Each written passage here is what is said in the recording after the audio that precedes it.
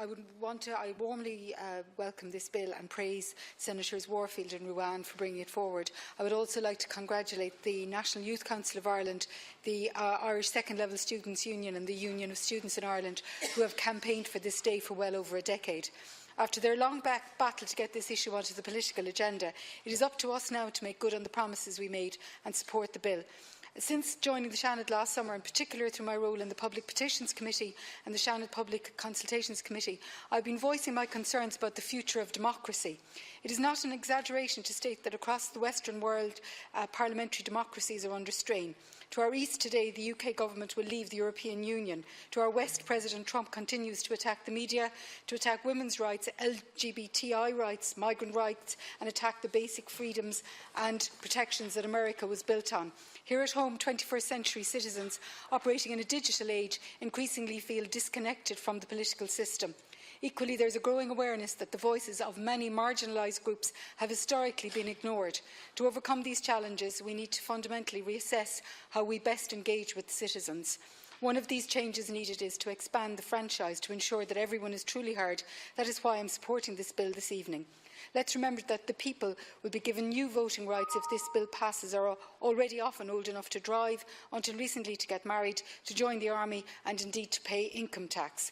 If we reflect on the decisions made in these houses over the last decade, it is abundantly clear that the voice and input of young people was absent, and that young people bore the brunt of the great recessions and the ones before that.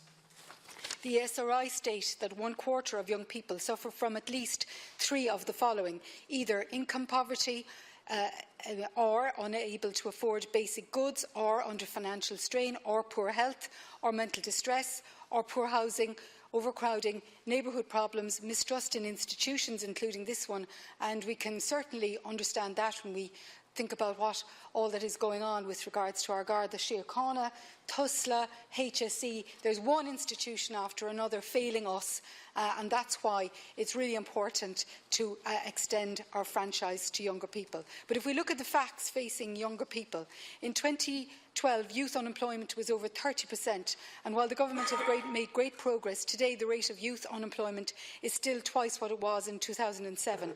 16,000 of young people are long-term unemployed. To add insult to injury, job seekers' allowance for young people was cut from €188 to €100, an act of unforgivable, blatant age discrimination and ageism. With average room rents of €80 a week, thousands of young people are left with €20 a week to survive. Those in work face the exploitation of zero-hour contracts, job bridges and unpaid internships, even in this House, I have to say. Those who wish to study now pay the second highest fees in Europe, with pledges to freeze fees shattered. Care leavers have been left adrift with no supports, and 250,000 young people emigrated during the economic crisis. The millennials are the first generation to be poorer than their parents since the Great Famine of the 1840s. The politics, as we have known it, has not protected the young people, as Senator Mulhern talked about. In this context, the least we owe to young people is a say, a vote, a voice. I believe reducing the voting age could be truly transformative. This is real political reform and would no doubt lead to meaningful change. However, if this is to be in place for 2019, we need to act now and reject any attempt to delay. In my home city of Cork, I am constantly struck by the positive, active citizenship of young people. I spoke previously in the House about the work of Reimagine Cork. There is another group, Mad About Cork, made up of young people who are painting the properties left vacant, who are planting flowers on neglected quays, and who have been cleaning up alleyways that have long been forgotten. Young people have a powerful curiosity, fresh eyes to probe and examine, and once they get the chance to flex their electoral muscles, I have no doubt they will also breathe new life into local and European democracy.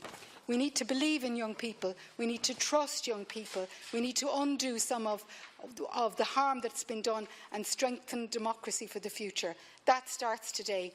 That starts here in this chamber, and that starts with voting for this bill. Thank you.